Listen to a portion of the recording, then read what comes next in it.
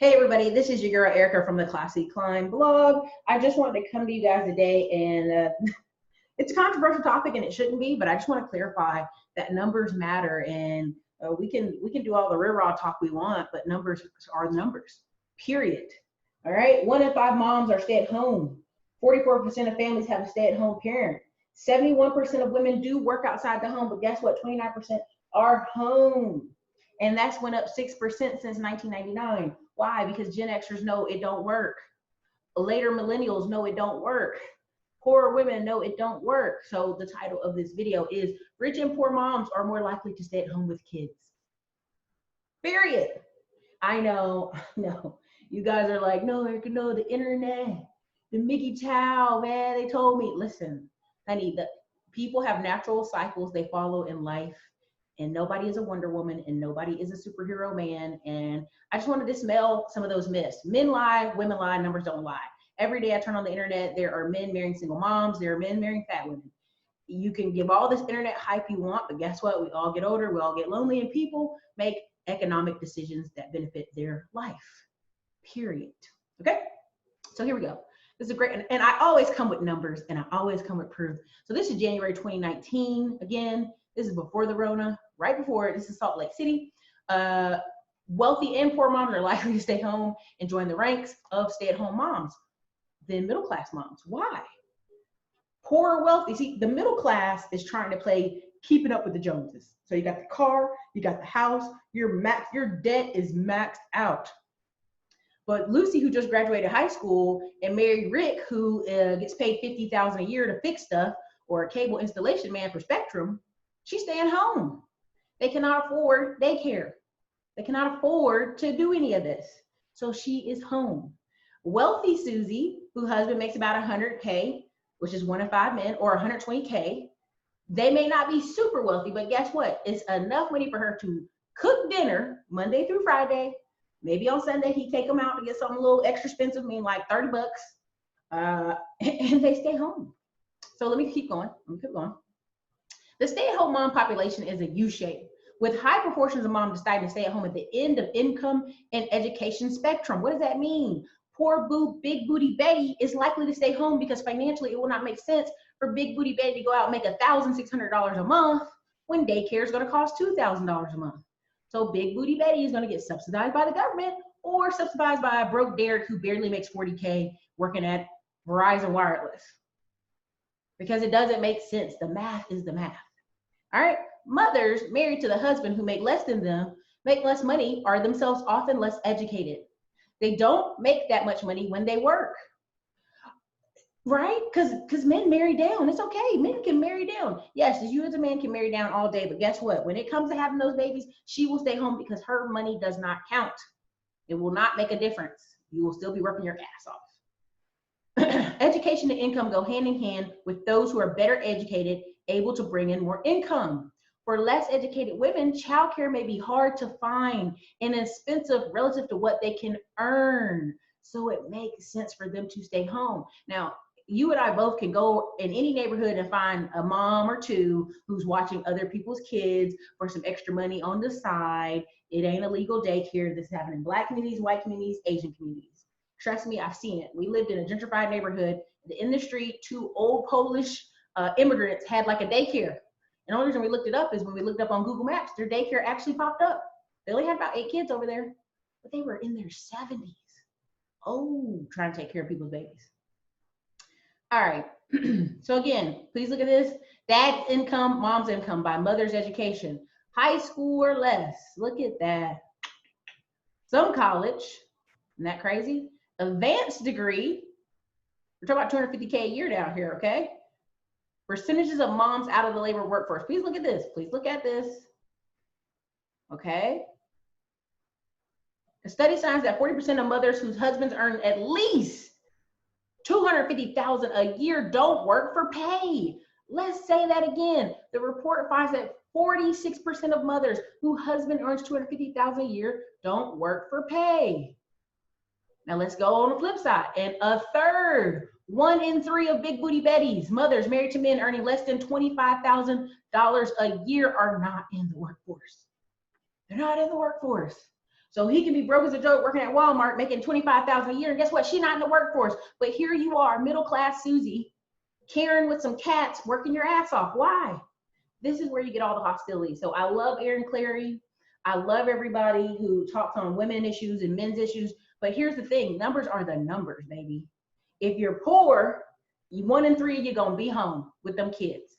If you are a husband making over $250K a year, which in New York and California I know is not a lot, you're gonna be home, baby. 1 and 2, you're gonna be home. So this myth of, oh, nobody's a stay-at-home mom, this is a lie. It's a lie. All right, so mothers married to men earning $50,000, $75,000 a year are least likely to stay home. Let me say that again. Let's keep it in, okay?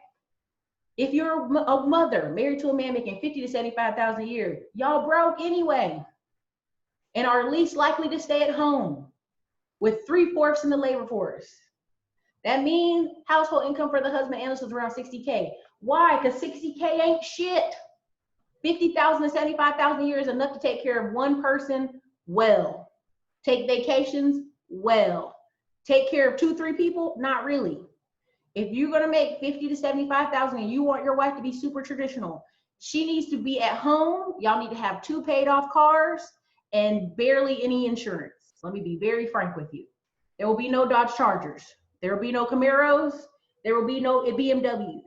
But that in there lies the trap. When people make $50,000 to $75,000, what's the first thing they do? They go run out and get the cars. They go on the vacations. They get the crap. They get the furniture. They get the payments to the max. So even if she has a baby, she can't stay home. Okay? Because the debt is so high. Listen, I've done over 6,000 paid phone consultations. Number one thing I heard from men making $50,000 to $75,000 a year is their wife is pregnant and she want to stay home. And I'd be on the phone with them like, duh, don't they all? But I didn't plan on this.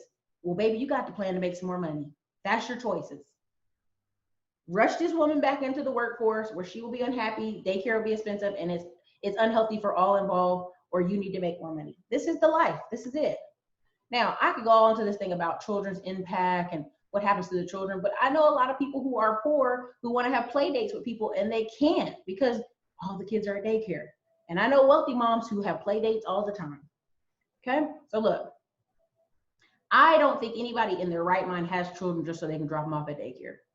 But when you do, because you want a lot of stuff, which is cars and crap, that's what happened. So again, in reality, 45% of married moms work full-time and 26% work part-time. So they work part-time 8 to 2 while the children are in school, basically. Anyway, let me go to the next one. Stay-at-home mom and dads account for 1 in 5 in the United States. Again, I'm offended at this picture, but we're gonna leave it alone. Again, this is pewresearch.org. Y'all can check this out. I don't just talk about it, I be about it. I bring you facts, I bring you data, I bring you numbers, and I do that because I respect you and I respect your mind. So come look at these data for yourself.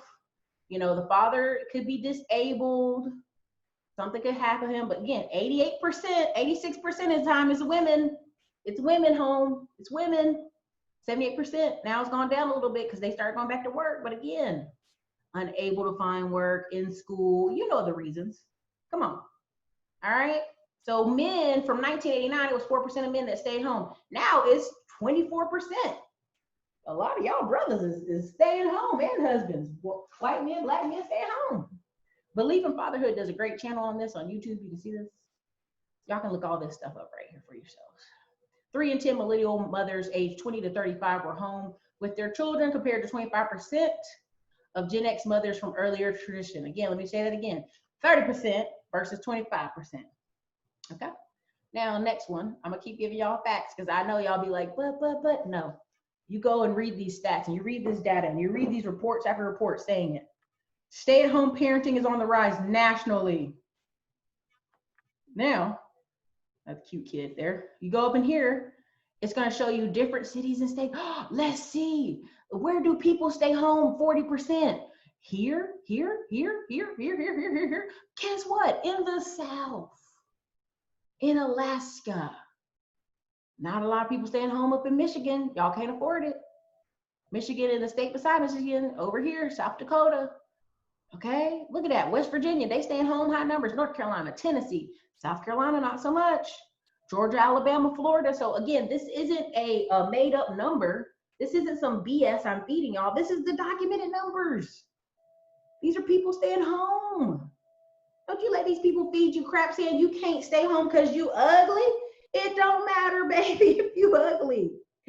It matters if the numbers make sense. If the numbers don't make sense, you going to work. Right? If you got a lot of debt, listen, my uncle used to tell me be sweet and carry low debt. There's a reason for it. Okay? Because you can stay home. All right, even if it's temporarily. Let's go to the next one. Surprising facts and research about stay-at-home moms that they're happy. Oh my God. No way. Desire to return to work, higher levels of sadness, social isolation for the mother.